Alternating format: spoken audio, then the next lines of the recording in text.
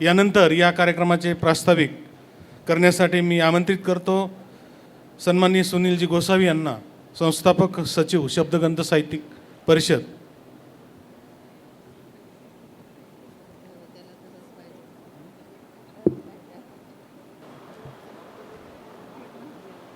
विचारपीठावरील आदरणीय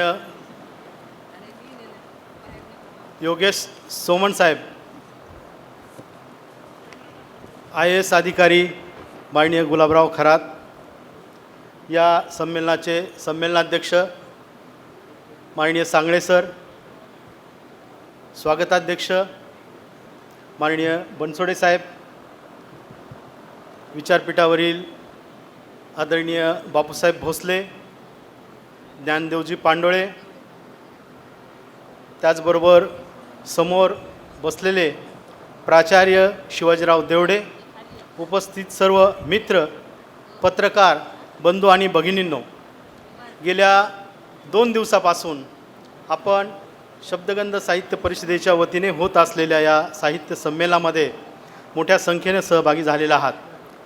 ज्या ज्या लोकांना ज्या ज्या क्षेत्रामध्ये इंटरेस्ट असेल असे सर्व लोक यामध्ये सहभागी झालेले आहेत। या सर्व कार्यक्रमाची व्यवस्था स्वतः सुरेश भाऊ आणि आमचे अध्यक्ष राजेंद्र उदागे यांनी दोघांनीही लक्ष देऊन केलेली आहे आणि त्यामुळंच या कार्यक्रमामध्ये जास्तीत जास्त संख्येने लोक उपस्थित आहेत। खरं म्हणजे कोणताही कार्यक्रम घ्यायचा असेल तर मुख्य अडचण ही असते की समोर उपस्थित लोक असतील का। कोणत्याही मान्यवर व्यक्तीला बोलवायचं असेल तर त्याच्यासमोर ऐकणारा श्रोता असेल का ही चिंता असते।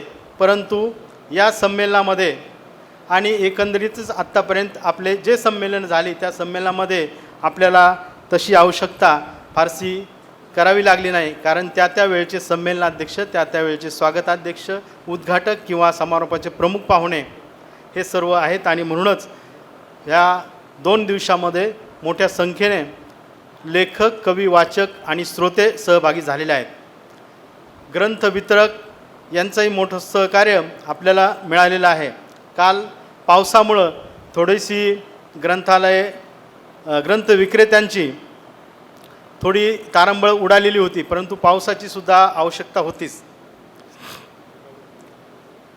परिवर्तनवादी विचार करत असताना लेखक, कवी, साहित्यिक या सर्वांची भूमिका काहीतरी असली पाहिजे आणि त्या दृष्टिकोनातून आपण या संमेलनामध्ये 2 वेगवेगळे परिसंवाद ठेवलेले होते।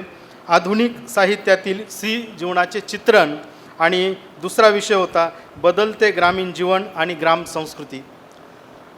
त्याचबरोबर गझल संमेलन, काव्य संमेलन, नवोदितांचं संमेलन हे ठेवलेलं होतं। परंतु संमेलनातील महत्त्वाचा वैचारिक भाग जो आहे तो म्हणजे परिसंवाद आणि हे दोन्हीही परिसंवाद अतिशय उत्कृष्टपणे रंगलेले होते। त्यामधील व्याख्याते आणि ऐकणारे श्रोतेही तल्लीनपणे या सर्व गोष्टी ऐकत होते आणि म्हणूनच हे संमेलन या ठिकाणी उपस्थित झालेले आहे।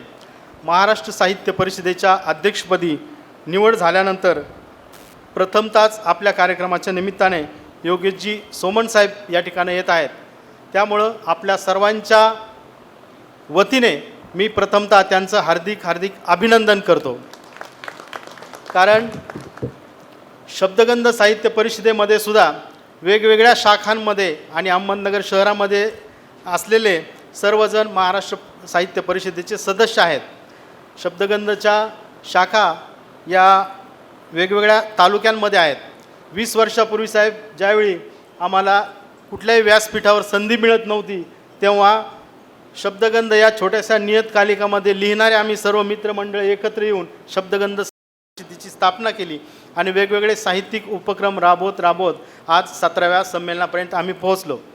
या पाठीमागे आम्हाला मार्गदर्शक म्हणून, खंबीर पाठीराखे म्हणून प्राचार्य शिवाजीराव देवडे असतील, कविवर लहू कानडे असतील, प्राध्यापक सुधीर शर्मा सर असतील, या सर्वांचं अतिशय महत्त्वाचं असं योगदान, पाठिंबा आणि समर्थन राहिलेलं आहे। वैचारिक भूमिका त्यांची या दृष्टिकोनातून आम्हाला लाभलेली आहे। त्याचबरोबर शब्दगंधचे अध्यक्ष म्हणून, कारण दर 3 वर्षानंतर लोकशाही पद्धतीने शब्दगंध साहित्य परिषदेची सर्व कार्यकारिणी आपण बनवत असतो.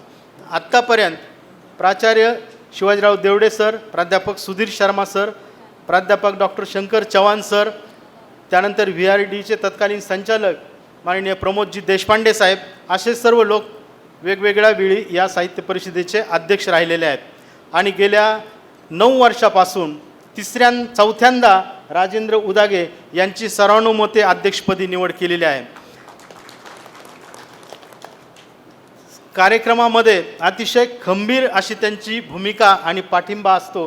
त्यामुळंच या परिषदेची वाटचाल आपल्या सर्वांच्या समोर दिसत आहे. आपण सर्वांनी आम्हाला जे काही प्रेरणा आणि प्रोत्साहन देण्याचं काम केलेलं आहे, त्यामुळंच आम्ही इथपर्यंत पोहोचलेलो आहोत. अजूनही शक्य होईल तोपर्यंत आपण या चळवळीच्या माध्यमातून कार्यरत राहू. वर्षभर वेगवेगळे कार्यक्रम, कवी संमेलन असेल, परिसंवाद असेल, चर्चासत्र असेल, पुस्तक प्रकाशन असेल, हे वेगवेगळे उपक्रम वेगवेगळ्या ठिकाणी होत असतात.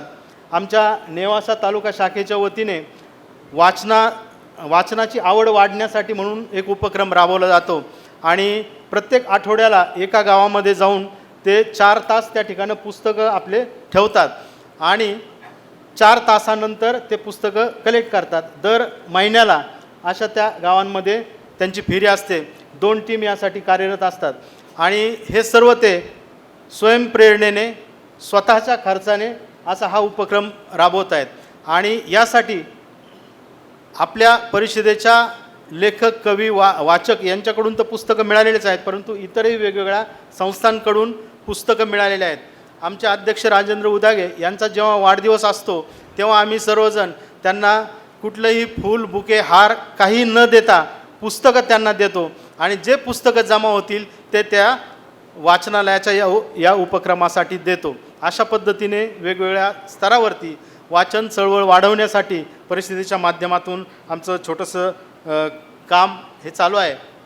आदरणीय कविवर लहू कानडे साहेब असल्यामुळं या कार्यक्रमाला उपस्थित आज ते नाही आहेत, परंतु या सर्व वाटचालीमध्ये त्यांचाही आम्हाला पाठिंबा आहे. आपण सर्वजण विचारपीठावर उपस्थित झालात. आपणा सर्वांचं मी हार्दिक स्वागत करतो. आणि या साहित्य संमेलनाच्या निमित्ताने ज्या साहित्यिकांनी आपल्या साहित्यकृती पाठवलेल्या होत्या, त्यामध्ये कथा, कविता, वेगवेगळ्या प्रकारची वैचारिक पुस्तकं, तर अशा सर्व प्रकारच्या पुस्तकांना आपण पुरस्कार दिलेले आहेत. पुस्तकाच्या पुरस्कार निवडीसाठीची जी समिती नेमलेली होती, त्या समितीने ज्या पुस्तकांना शिफारस केली त्या पुस्तकाची निवड करून आपण जाहीर केलेली आहे.